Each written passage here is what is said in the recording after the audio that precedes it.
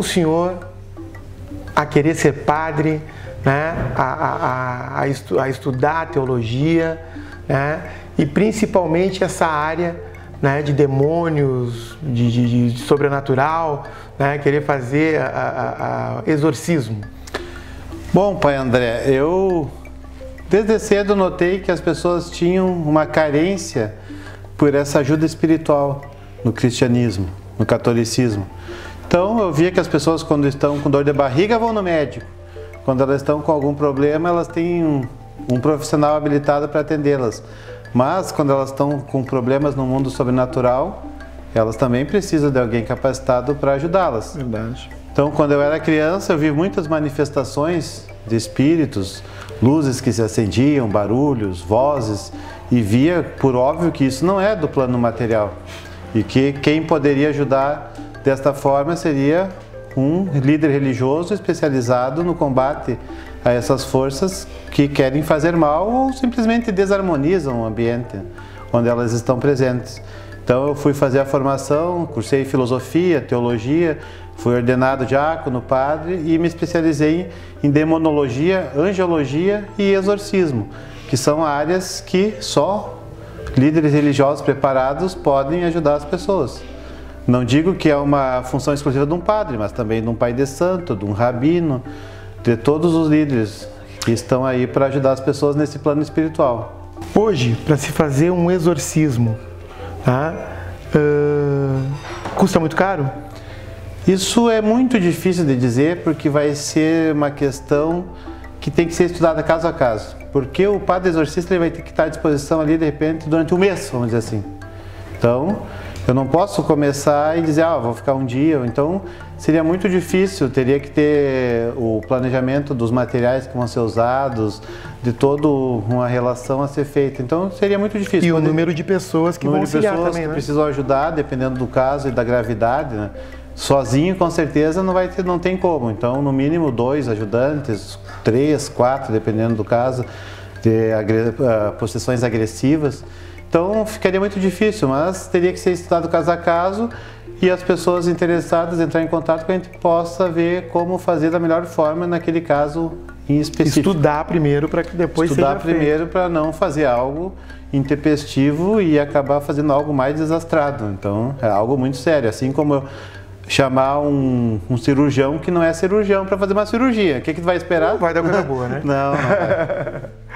Padre, qual a visão, tá, da igreja, tá, sobre os Exus, sobre as pombagiras, os preto velhos também, né? Qual é a visão da igreja a respeito dos cultos africanos?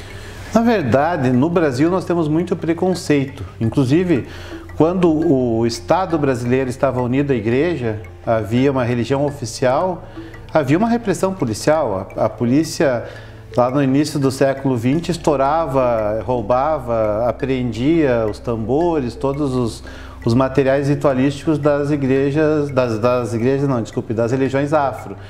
Por quê? Porque tinha uma igreja a ser defendida.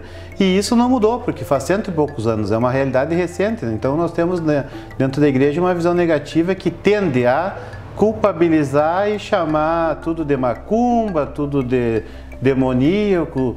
Então, na verdade, é um desrespeito antropológico e religioso que é feito diante de um preconceito que é social. Por quê? Porque era combatido, tudo que não fosse oficial era combatido.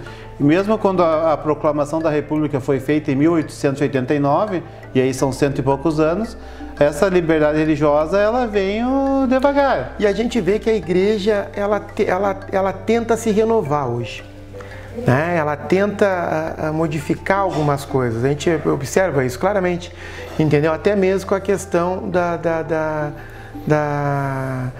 da questão carismática. Sim. Né? Pegando mais a juventude, buscando mais, abrindo algumas.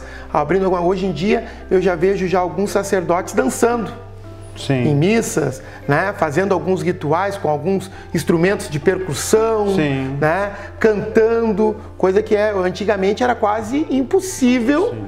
né, diria até inimaginável da gente ver, né, um sacerdote, um padre cantando, pulando, ou até mesmo cantando hoje em dia, como temos os padres carismáticos, né? Com shows, com multidões, né?